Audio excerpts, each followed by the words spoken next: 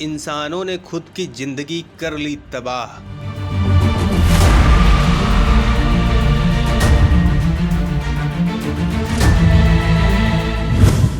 जिन नदियों में कभी जहाज चलते थे, आज वो हैं सूखने के कगार पर।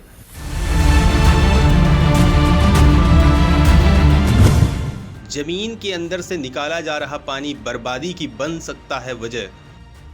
प्रकृति से मिली सौगातों को इंसानों ने इस कदर बर्बाद कर डाला है कि आज इंसानी जिंदगी ही खतरे में पड़ गई है। इंसान ने जहां अपने दिमाग का इस्तेमाल किया वो चीज़ें तो फिर भी ठीक रही, लेकिन जहां उसने ज़रूरत से ज़्यादा इस्तेमाल कर दिया, उन चीज़ों की हालात ये हो गई है कि अब उनका यूज नहीं किया जा सकता है। कुछ समय पहले तक देश के भीतर बड़ी तादाद में जंगल हुआ करते थे। इन जंगलों के कारण लोगों को शुद्ध हवा मिल जाती थी।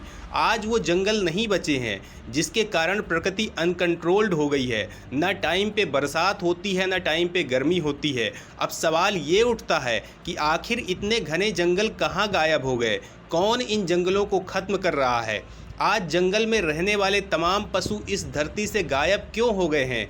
आज इंसानों को शुद्ध हवा भी क्यों नहीं मिल पा रही है? तो दोस्तों, आपको बता दें कि इन जंगलों को ख़त्म करने वाला कोई और नहीं बल्कि खुद इंसान है। इंसान लगातार ज़रूरत से ज़्यादा आबादी बढ़ा रहा है और इस आबादी की ज़रूरतें इतनी हो गई हैं कि इस दुनिया में किसी और को रहने की इजाज़त नहीं है। इसीलिए न जंगल बचे हैं, न ही जंगल में रहने वाले जानवर। शहरीकरण के इस दौर में जंगलों को ख़त्म करके इंसानी बस्तियां बनाई जा रही हैं, लेकिन जब हवा ही नहीं रहेगी तो जियोगे कैसे? ये तो लोगों ने सोचा ही नहीं। और आज हालात ये हो गए हैं कि शहरों में लोग शुद्ध हवा के लिए भी तरस रहे हैं।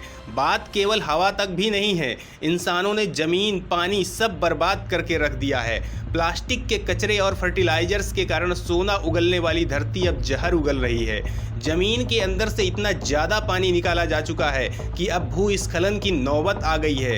इंसान ने स्वर्ग से सुंदर धरती को जहन्नुम बना डाला है, अपने खुद के जीवन को बर्बाद कर डाला है। आज इंसान की उम्र घटती जा रही है। खतरनाक बीमारियों ने इंसानों को जकड़ रखा है। नदियाँ जो धरती के लिए वरदान है, आज इंसानों ने उसे भी निगल लिया। बड़े बड़े बांध बनाकर उनके अविरल प्रवाह को बर्बाद कर दिया। आज नौबत ये आ गई कि इंसान प्यासा मर रहा है।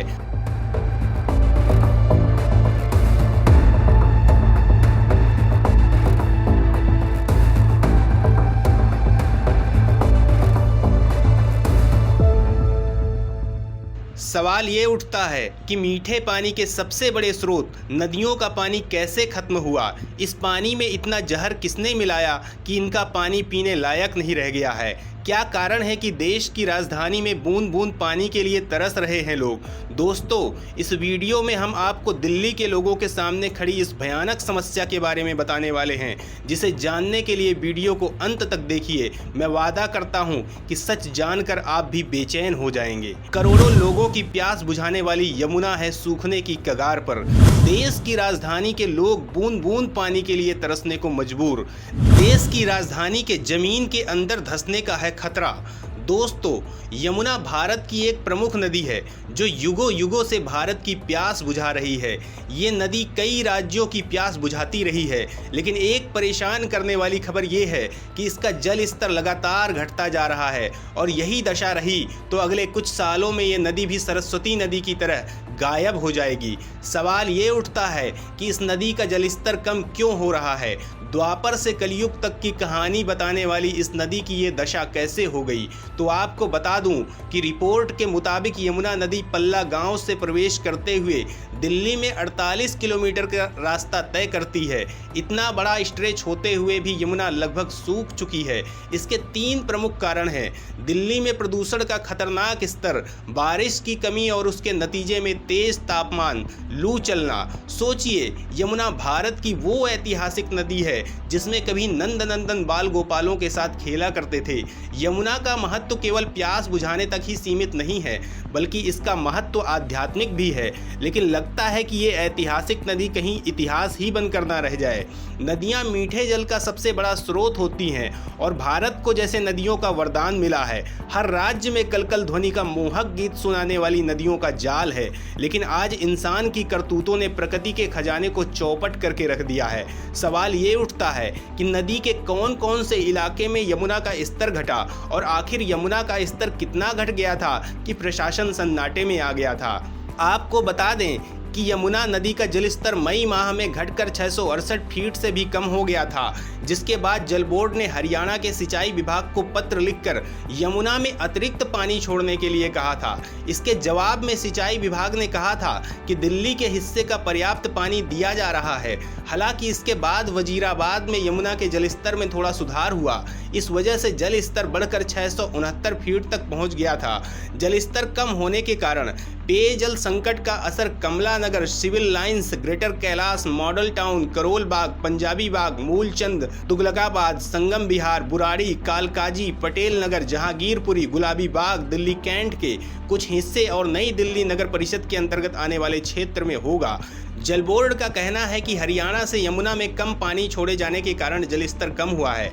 लेकिन आपको एक और चौंकाने वाली खबर बताना चाहेंगे जो आईआईटी मुंबई और कैम्ब्रिज यूनिवर्सिटी के रिसर्च पर बेस्ड है। तो दोस्तों, ये रिसर्च कौन से चौंकाने वाले फैक्ट्स सामने लाती है जिसे जानकर आप हैरान परेशान हो सकते हैं, जो दिल्ली वासियों के दिल की धड़कनें बढ़ा सकती है। आपको बता दें कि ये कहती है कि दिल्ली एनसीआर के जमीन के अंदर से इतना ज़्यादा पानी निकाला जा रहा है कि इसके कुछ हिस्से भविष्य में कभी भी धंस सकते हैं। दिल्ली एनसीआर का करीब 100 वर्ग किलोमीटर का इलाका धंसने की हाई रिस्क जोन में है। यह स्टडी कैम्ब्रिज यूनिवर्सिटी के पीएचडी शोधार्थी सगुन गर्ग, आईआईटी बॉम्बे से प्रोफेसर इंदु जया, अमेरिका की साउदर्न मेथोडिस्ट यूनिवर्सिटी के वामसी कर्णम और German centre for Jio sciences के प्रोफेसर महदी मोटाग ने किया था। सगुन गर्ग ने बताया कि उनका डेटा अक्टूबर 2014 से लेकर जनवरी 2020 तक का है। शगुन ने बताया कि भूस्खलन मिलीमीटर और सेंटीमीटर में होता है। यह इतना धीमा होता है कि पता नहीं चलता।